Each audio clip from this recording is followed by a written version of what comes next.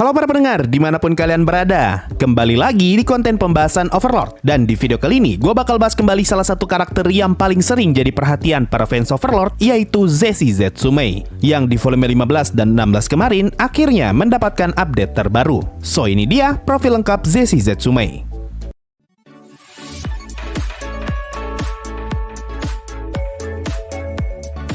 Sebelum gua bahas lebih jauh, gua akan bilang di awal kalau semua topik yang berhubungan dengan Gatkin bakalan gua skip. Karena topik itu sudah berkali-kali gua bahas. Dan kali ini gua hanya akan fokus ke sosok Jessie Zetsume saja.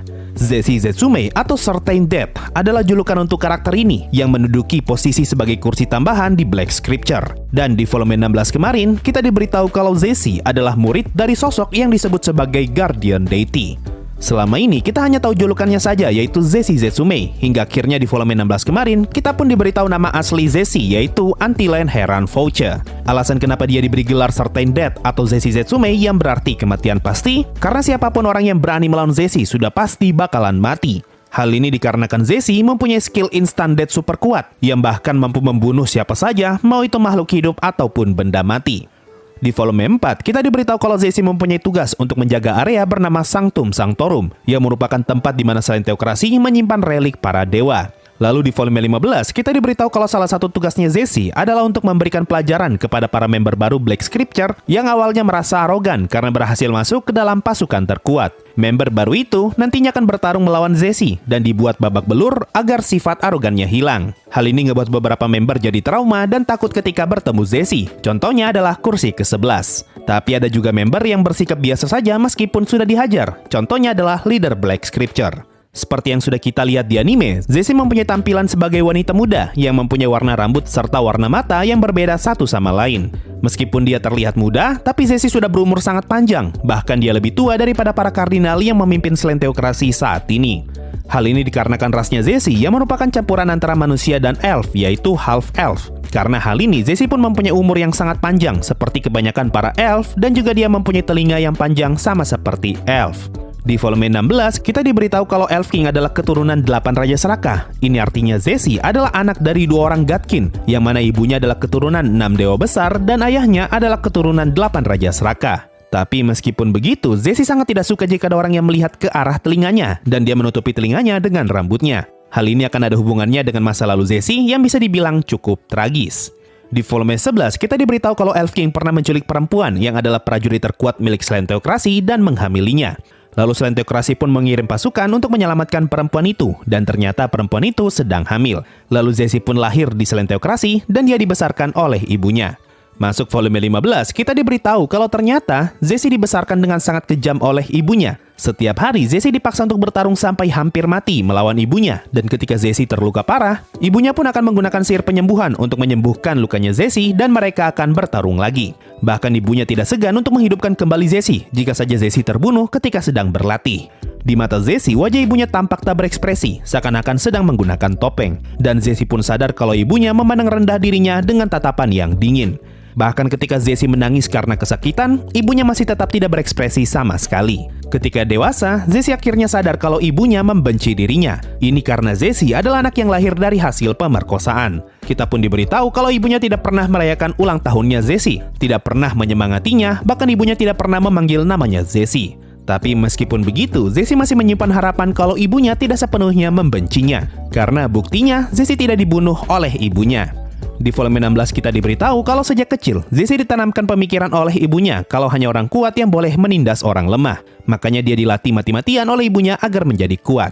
Tapi meskipun Jessie sudah berkali-kali hampir mati karena latihan ibunya, Jessie malah mengira kalau di luar sana ada anak lain yang berlatih lebih keras daripada dirinya. Dan Jessie merasa kalau saat itu dia hanyalah anak yang manja. Jessie pun mencoba membenarkan perlakuan ibunya dengan ngomong kalau mungkin saja ada beberapa hal yang tidak bisa dipahami, kecuali kita melihatnya dari sudut pandang orang ketiga. Jadi mungkin saja ada maksud baik yang tidak dapat Jessie pahami di balik perbuatan ibunya. Satu-satunya orang yang peduli dengan Jessie ketika masih kecil hanyalah pembantu di rumahnya yang Jessie sebut sebagai Tante Nazaire. Karena perlakuan ini, Jessie pun tumbuh sebagai gadis dengan kepribadian yang cukup aneh. Di volume 4, leader Black Scripture menjelaskan kalau Jesse sama sekali tidak terlihat sedih ketika mendengar kabar kematian rekannya sesama Black Scripture. Seakan-akan hal itu tidak ada hubungannya dengan dia. Lalu ketika leader Black Scripture bertanya, apakah Jesse juga ingin menikah? Jesse ngomong kalau dia hanya mau menikahi orang yang bisa mengalahkannya. Mau orang itu manusia atau bukan, mau orang itu jelek atau tidak, Jesse sama sekali tidak peduli, karena yang dia inginkan hanyalah keturunan yang kuat. Sifatnya ini kurang lebih merupakan turunan dari ayahnya, yang adalah Elf King.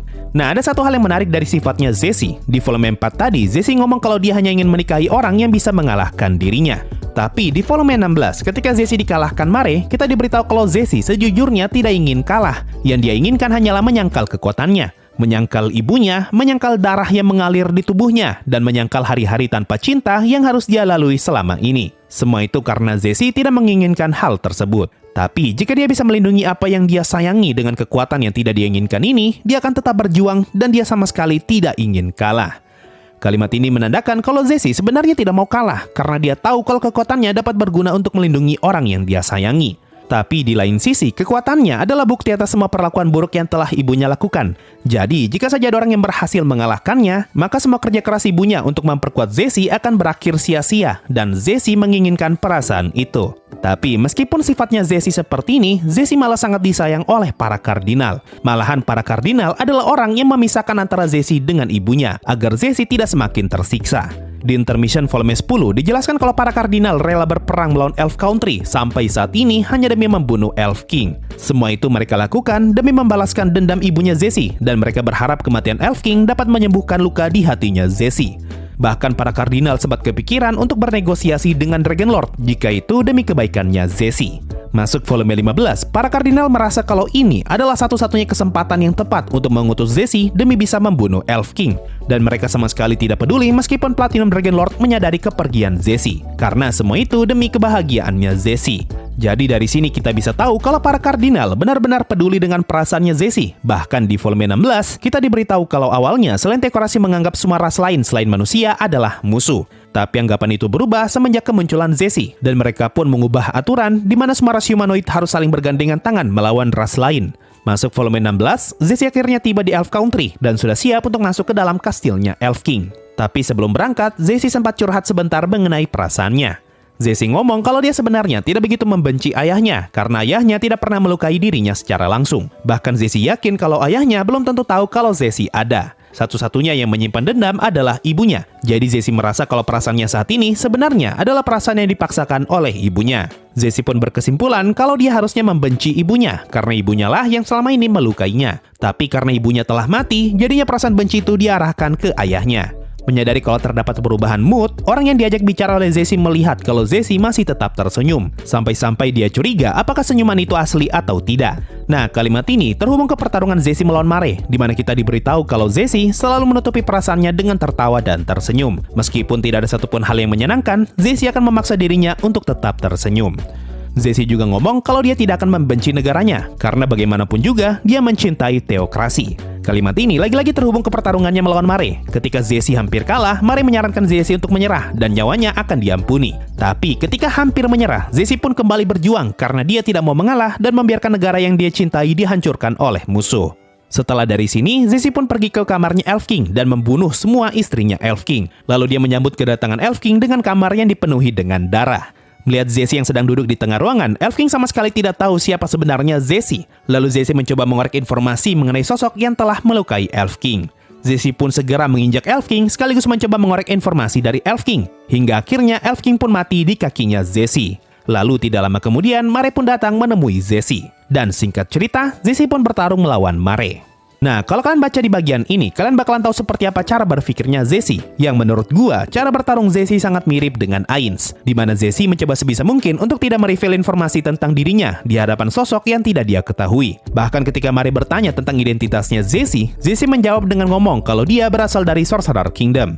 Bukan cuma itu, Jesse juga mampu mengorek informasi dari musuh hanya dengan ngomong beberapa kalimat dan melihat seperti apa musuh bereaksi. Bahkan Jesse mampu menjebak Mare untuk secara tidak langsung mengakui kalau dia mempunyai hubungan dengan Sorcerer Kingdom. Tapi sayang kemampuan ini malah ngebuat Jesse jadi overthinking dan mengira kalau semua yang terjadi di Elf Country adalah bagian dari rencananya Ainz. Selain itu, Zesi juga sebisa mungkin menyimpan jurus terkuatnya, karena dia tahu kalau jurus terkuat milik seseorang adalah informasi yang sangat krusial. Zesi juga sangat logis dalam mengambil keputusan dan bukan asal ngehajar musuh tanpa rencana. Dia juga menggunakan strategi yang mirip seperti Ainz ketika bertarung melawan Shaltir, yaitu menipu musuh dengan gestur tubuh. Ketika melawan Shaltir, Ainz berakting seakan-akan dia kuat menghadapi serangan api. Nah, kalau Zesi, dia sengaja tertawa sekeras mungkin agar musuh mengira kalau semua yang terjadi masih berada di bawah kendalinya. Pokoknya, meskipun Zesi terlihat seperti karakter psikopat, tapi cara bertarung dan cara berpikirnya benar-benar logis. Tapi mau sekuat apapun Zesi, dia sama sekali bukanlah lawan untuk Mare, dan akhirnya Zesi pun dibawa ke Nazarik dan disimpan di tempatnya Neuronis. Hingga akhirnya Ainz menggunakan skill kontrol amnesia untuk membaca ingatannya Zesi, dan Ainz pun tahu pelaku di balik cuci otak Shaltir. Nah, itu tadi update terbaru mengenai karakter Zesi Zetsume. Sekarang, mari kita bahas sekuat apa Zesi. Di volume 16, akhirnya terungkap kalau Zesi adalah manusia dengan level 88. Padahal level rata-rata karakter kuat di New World hanya ada di sekitar 20-30-an. Dan para pahlawan paling tinggi ada di level 50-an. Ini menjadikan Zesi sebagai manusia dengan level tertinggi sampai saat ini. Kalau kalian baca di karakter sheet-nya Zesi, tertulis kalau Zesi mempunyai banyak banget job class. Dan asal kalian tahu, Zesi adalah satu dari 3 orang yang mempunyai karakter sheet selengkap ini. Duanya lagi adalah Elder Kavin Dragonlord dan Keno Fasis Infern. Ini karena biasanya kita hanya akan diperlihatkan beberapa job class yang penting, dan sisanya akan ditulis dan lain-lain. Nah, ini dia beberapa skill dan penjelasan job class milik Zesi yang sudah diketahui. Pertama, Zesi mempunyai kelas yang disebut Executioner. Kelas ini ngebuat Zesi dapat meningkatkan damage dari serangan kritikal dan terkadang dapat membunuh musuh hanya dengan satu serangan. Kedua, Zesi mempunyai kelas bernama Inquisitor, yang ngebuat dia dapat menggunakan skill bernama Sentence Heretic, yaitu skill yang bisa meningkatkan kesempatan untuk menggagalkan aktivasi sihir milik musuh. Skill lain dari kelas ini adalah Denounce Heretic. Skill ini bisa ngebuat priest yang menyembah dewa lain harus mengeluarkan mana yang lebih besar daripada biasanya ketika sedang menggunakan sihir. Nah, sebagai seorang Inquisitor, Zesi hanya bisa mengaktifkan 2 skill Inquisitor secara bersamaan. Ketiga, Zesi bisa menggunakan martial arts yang mampu meningkatkan speed, agility, damage serangan dari belakang, piercing damage, pertahanan, dan juga strength-nya. Intinya, Zesi bisa ngebuff dirinya dengan martial arts. Keempat, Zesi memiliki kelas cleric dan high cleric yang ngebuat dia bisa menyembuhkan dirinya sendiri dengan menggunakan sihir Heavy Recover. Di karakter sheet tertulis kalau Zesi lebih sering menggunakan Divine Magic hanya untuk menyembuhkan diri atau menghilangkan status negatif. Hal ini karena Zesi jarang bertarung melawan musuh yang lebih kuat daripada dirinya, sehingga dia merasa tidak perlu mendalami kelas ini. Padahal kalau saja dia bisa menggunakan Divine Magic untuk ngebuff dirinya sendiri, maka mungkin saja dia bisa bertarung lebih seimbang melawan Mare. Kelima, Zesi menggunakan armor dari Dewa Angin dan sabit dari Dewa Kematian bernama Charon's Guidance. Ini adalah sabit atau mungkin staff berbentuk sabit yang mempunyai banyak sekali efek. Kurang lebih, sabit ini mempunyai 8 macam efek yang bisa dipilih, dan Zesi bisa menggunakan efek yang dia mau hingga 5 kali dalam setiap jam. Salah satu efek sabit ini adalah ngebuat penggunanya mampu menggunakan skill Instant Death bernama Death sebanyak 2 kali setiap 8 jam. Penggunanya juga mampu memanggil skeleton tier 5 yang disebut Spartiate yang bisa dipanggil maksimal sebanyak 5 kali secara bersamaan. Dan sabit ini mampu membuat hingga 30 skeleton setiap 24 jam sekali. Keenam, yang paling GG dari Zesi adalah talent-nya, yaitu talent yang ngebuat dia bisa menggunakan skill seseorang hanya dengan memakai equipment milik orang itu. Atau kalau mau simple, talent-nya Zesi mirip seperti psikometri. Walaupun di Outer Talk volume 15 dan 16, Mariama ngomong kalau talent-nya Zesi sebenarnya bukan psikometri. Tapi karena Mariama bingung mencari kata yang tepat, jadinya dia menggunakan kata psikometri. Berkat talent-nya ini, Zesi bisa menggunakan skill The Goal of Life is Dead karena dia memegang sabit milik Shorshana, yang adalah seorang overlord dengan kelas Eclipse. Skill inilah yang ngebuat Zesi bisa mendapatkan gelar Certain Death-nya. Dan terakhir, yang ketujuh, Zesi mempunyai kelas yang disebut Lesser Valkyrie. Kelas ini ngebuat Zesi bisa memanggil Enheyar, yaitu skill terkuat milik kelas Valkyrie. Tapi Enheyar yang dipanggil lebih lemah daripada Enheyar normal. Nah, itu tadi semua informasi terbaru mengenai karakter Zesi Zetsume atau Antilane Heran Voce. Mungkin itu saja untuk video kali ini. Makasih semuanya sudah mendengarkan, dan bye-bye.